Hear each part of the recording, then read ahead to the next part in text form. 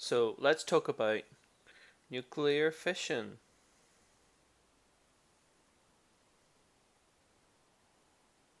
So nuclear fission is the splitting of larger nuclei into smaller nuclei, and that releases large amounts of energy.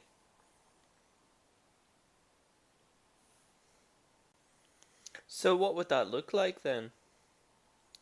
Well, if you take a material like uranium-235 and you hit it with a neutron, you can force it to split into two other materials, barium and krypton.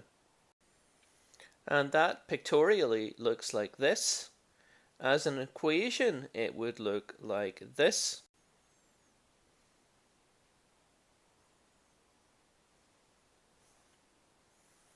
So we've got uranium-235, we add a neutron, it becomes briefly uranium-236, and then that splits to the barium here and the krypton here, and we get 3 neutrons.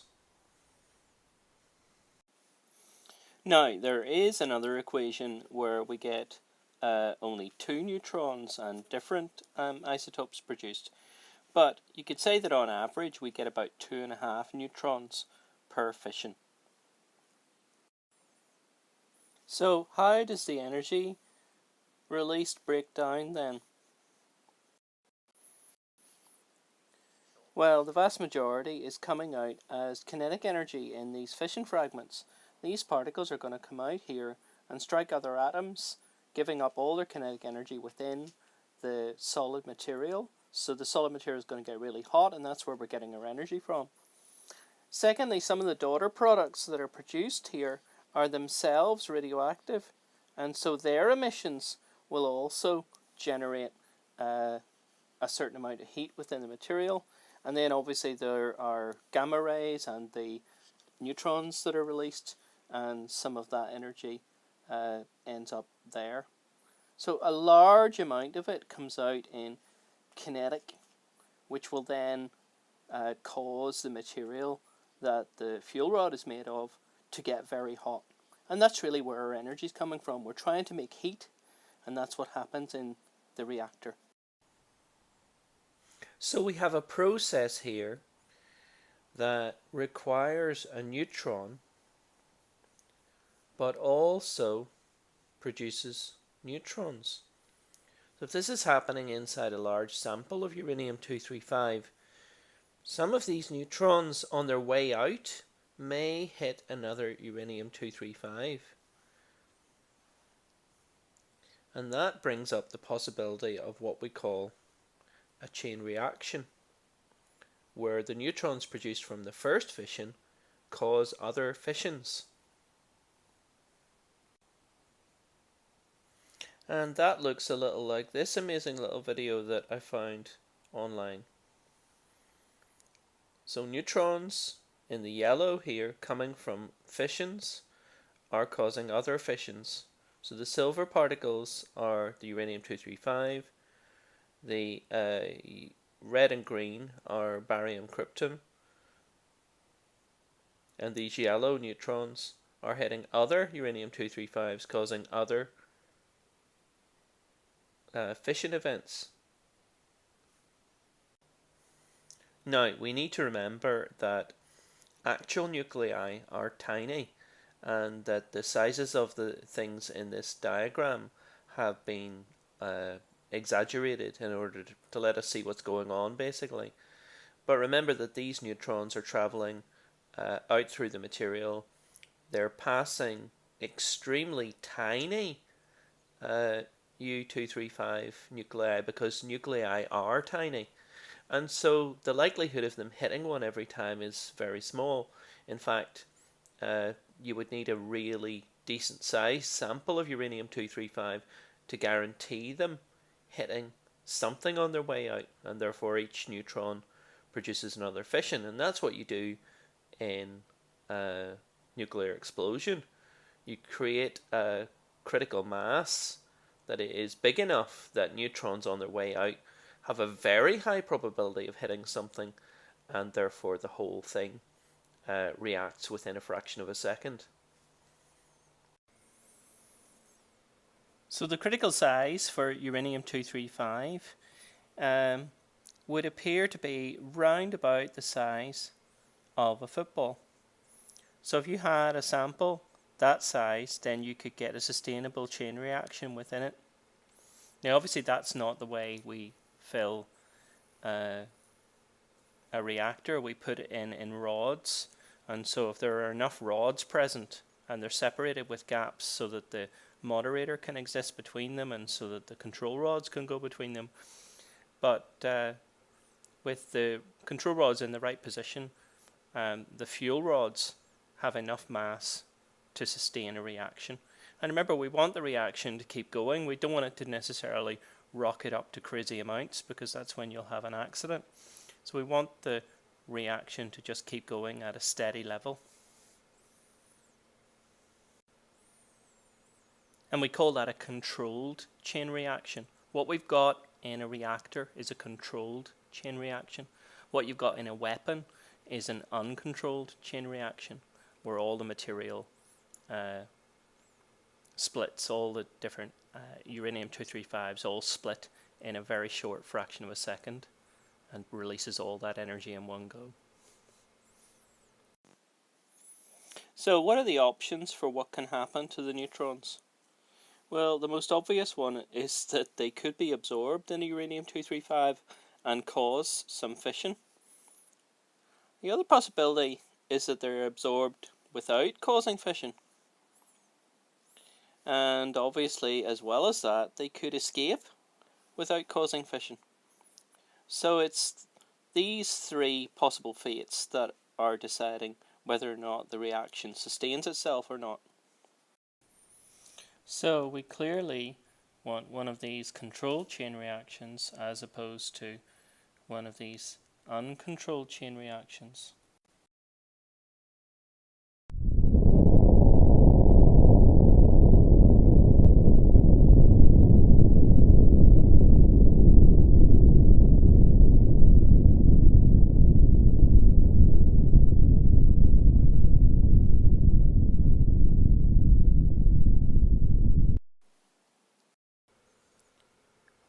So there's lots of different ways of making fission in a reactor, and so there will be particular designs of reactor. And when you're talking about reactors, you're basically categorizing them according to what the fuel is and what is used as the moderator, the thing that slows down neutrons to help them achieve the right speed to cause fission. So it's the fuel type and the moderator type that really categorize the reactors. So there are various types of reactors, and one of the earliest types is what we call the gas-cooled reactor. Okay, and it basically was an early design.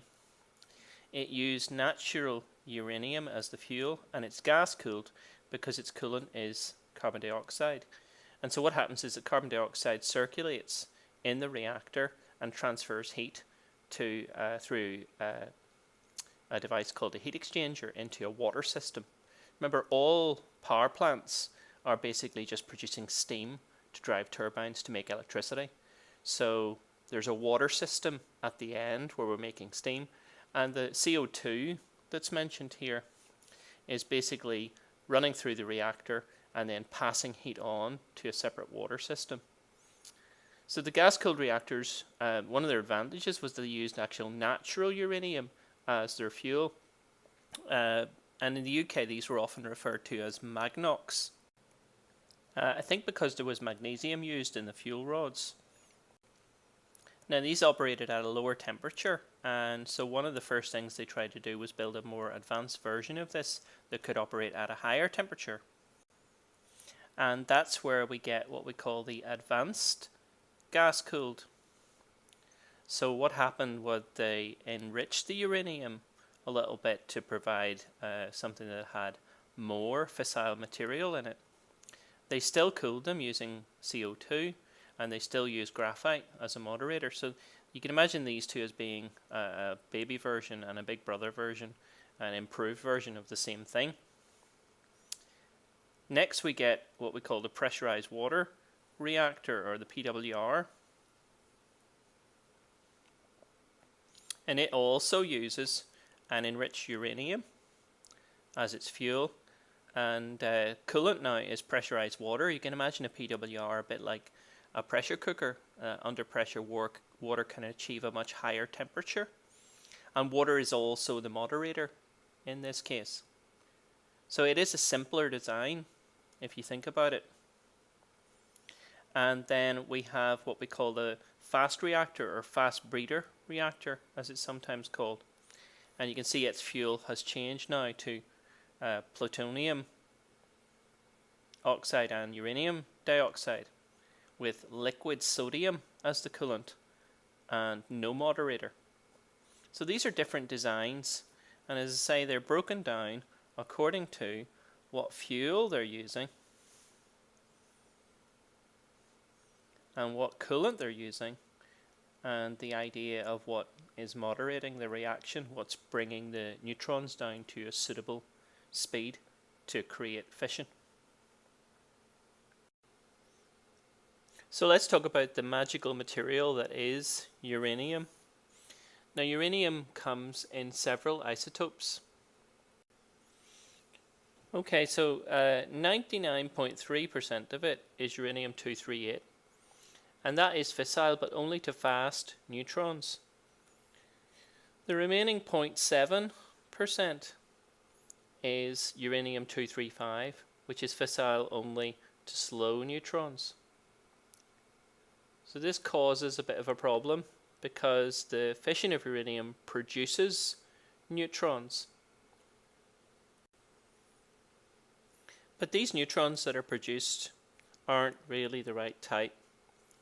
The neutrons that are made from the U-235 fission that we can see here are too slow to be the right ones for uranium-238, and they're actually too fast for uranium-235. So the only way we can use these neutrons is to slow them down enough that they will be able to create fission in other uranium-235 nuclei.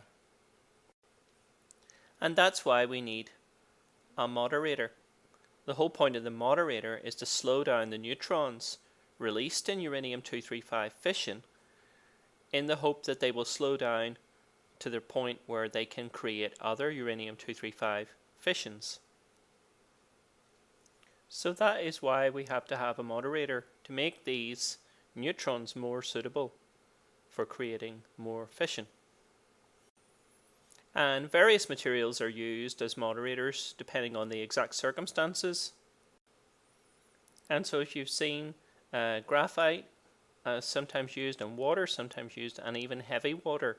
If you think about water as being H2O, heavy water is the isotope of hydrogen replacing hydrogen, so you've got like deuterium-2O, which makes it heavy, which is why it's called heavy water.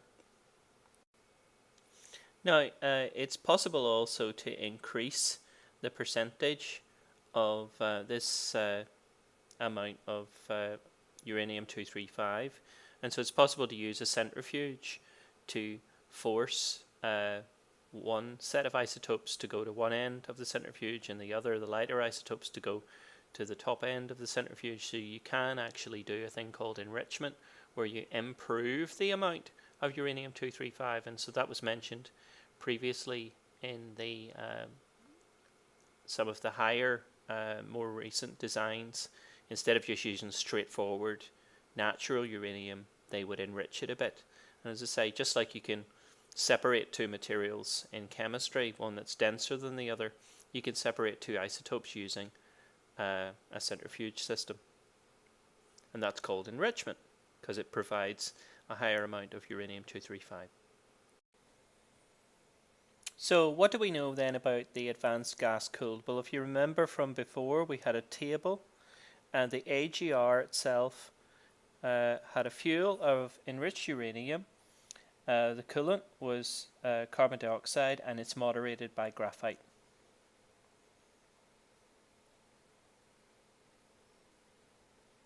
So what does it look like? Well, we can have a look here.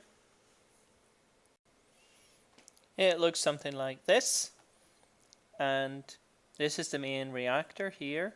This is how it exchanges heat with the steam turbine system.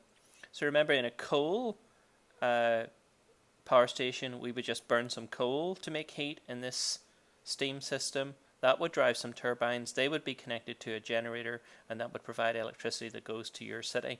So all power stations really have a steam engine at their basis of them, which drives a turbine, which generates electricity by spinning a magnet in a coil, which is basically the generator, what happens in there. So this axle, as long as the steam can drive these turbines around, this axle will drive this generator around, and that will make electricity. So the steam system is present in all of the coal-fired, oil-fired, gas-fired power stations. The difference in the nuclear power station is that the heat is coming from an exchanger in the reactor here. So you can see there's one on this side, so you can assume there's a symmetrical version of this on the other side here. So just ignore that bit and imagine it's very like this. Okay, so here's your reactor. What we've got here is the fuel rods present in the thing, and then we have our moderator. So there's a graphite moderator, and then we also have control rods that we can move up and down into the reactor to control the strength of the reaction.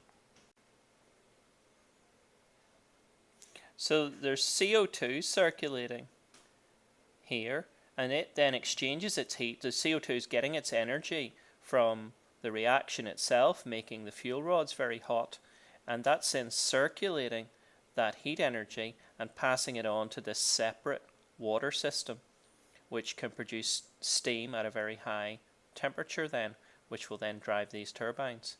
So the CO2 is circulating here, the coolant is circulating in through the reactor chamber and basically passing heat out to this heat exchanger. So the heat exchanger is the important part. It passes the heat out without passing like radioactive material out. And so that's really what's going on. Very high temperatures in here, passing heat to the water system and then generating electricity. So here we have the animated version with the CO2 circling through the reactor, passing heat through the heat exchanger to the steam system. Most power stations have some kind of condensing system, like cooling towers, or if they have a water source that they can use as cooling, and then that water can be put back through the system again here.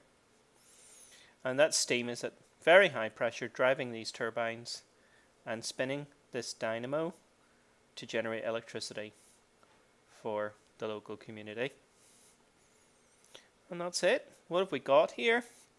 Again, concrete containment vessel to stop radiation coming out.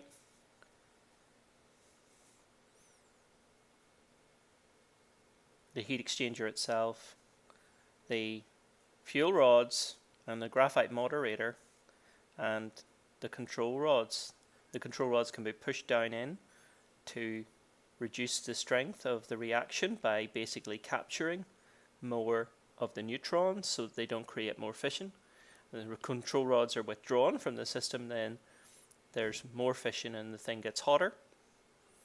So by adjusting the position of the control rods, you can control the rate at which the reaction is taking place.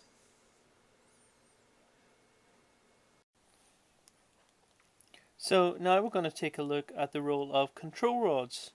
And what control rods do is they absorb some neutrons. And when doing that, then they act as a blocker to some of the further fission events.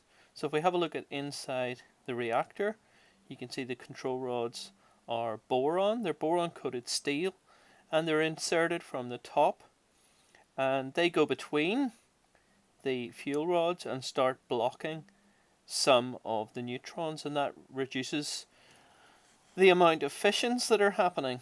Okay, so if you imagine this uranium-235 produces 3 neutrons here, One of them goes on to produce fission, but two of the others are blocked by the control rods.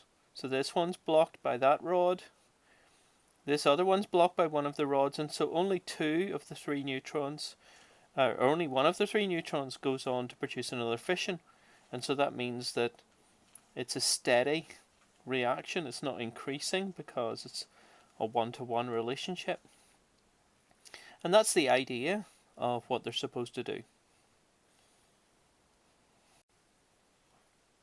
Okay, so what about the advantages and disadvantages of nuclear energy? Well, one of the main advantages is that we will always need the kind of power station that can be on all the time.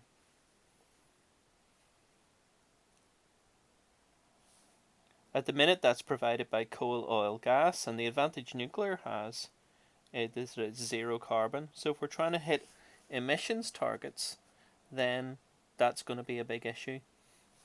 And there's quite a lot of fuel available in the form of uranium. So it has a lot going for it in the advantages stakes. What about then the disadvantages? Well, they do tend to cost a lot, and so you're getting very expensive electricity from them. We've had several accidents in the past, and so the risk of that happening again could be an issue. And even if they're operated properly, there's always the radioactive waste that's being produced constantly. And at the end of their life, they're quite expensive to decommission, to take apart, and make the site safe. So, lots of advantages to nuclear, especially in the area of permanently produced electricity all the time, which we can't get from wind and wave because those things are variable. We have to have certain stations that can provide a basic level of electricity. And the advantage of nuclear is that it's carbon neutral. It's not producing any carbon into the atmosphere. So we have to offset that against all these other issues. Risk of accidents, well, that comes down to the plant being run correctly. Expensive electricity we can't do an awful lot about. Radioactive waste, again, we have to make sure that it's managed correctly. And decommissioning. Every power plant will come to the end of its useful life. So we need to think about the pluses and the minuses.